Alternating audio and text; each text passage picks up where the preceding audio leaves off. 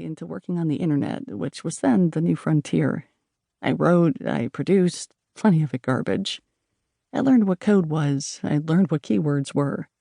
I learned how to structure a website. Information architecture. I liked the idea of that, organizing information. I learned how to write short and snappy things. I worked for advertising agencies, lots of them. It felt like every agency in town. I watched things I wrote finally exist in the world, with the recognition that no one would ever know it came from me. I was detached from the thing I was making. I had no ownership of it. On the side, I started writing personal things on the internet. Blog posts, little essays here and there. I began to tune the sound of my voice. I argued with my coworkers about things that seemed important at the time. I asked for raises and got them. I quit. I got fired. A few times I didn't get jobs because people read something I had written on the internet. I had jobs where I was taken less seriously or my opinions dismissed entirely for being a woman. I have been told I am difficult. I am difficult in the sense that I am not easy, but fuck easy. I have been harassed at work, but seriously, who hasn't? I worked for a cable network on websites for critically acclaimed television shows, all of which were created by men. It was the best job I ever had, besides the one I have now. I watched how everyone ran around making these shows happen. What a massive amount of work went into their production, and such brilliant people worked on them. But all of the credit was given to the show's creators, their creativity, their genius.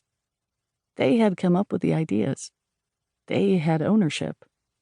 The rest of us were there to make their vision come to life. We served their ideas. Eventually, I thought, what about my ideas? When do I own them? And once I realized that, I couldn't stop thinking about it. I could not stay where I was any longer.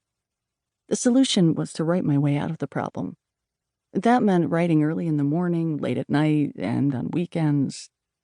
It meant carving out time, claiming it for myself. I thought, I will write this first book, and then maybe another after that. This is the thing I want to do. This desire informed life choices I made, paths I took, and paths I rejected. Everything got easier, in a way, once I realized this was what I wanted, even as things got much, much harder. I had decided to operate in service of my ideas. There are plenty of reasons why I write. This is just one of them. The sense that I want to own something, own my work, own my creativity, own my name. It is perhaps not the purest reason, not truest of heart, for there is some ego attached to it, but it is real. I own these words. I own these ideas. Here is my book. Part 1. The Long and Winding Runway. 1. Ingredients. 1. I am the daughter of a motherless mother. That sounds more dramatic than it actually is, though I suppose it had a gothic romantic quality to me when I was a child.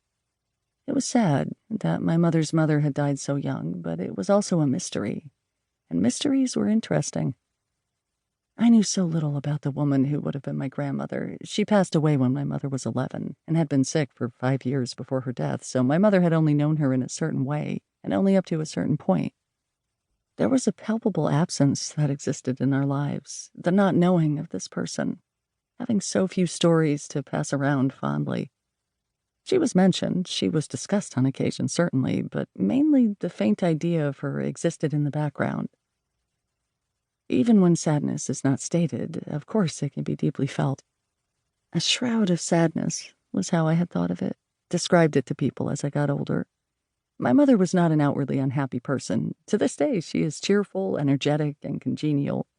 She has a crisp sense of humor, big brown eyes, a wry smile. She likes to play team sports, even in retirement. You have to drag her off that pickleball court. People like her. I get asked all the time how I can write about such fucked up families when my mother is so obviously a nice person.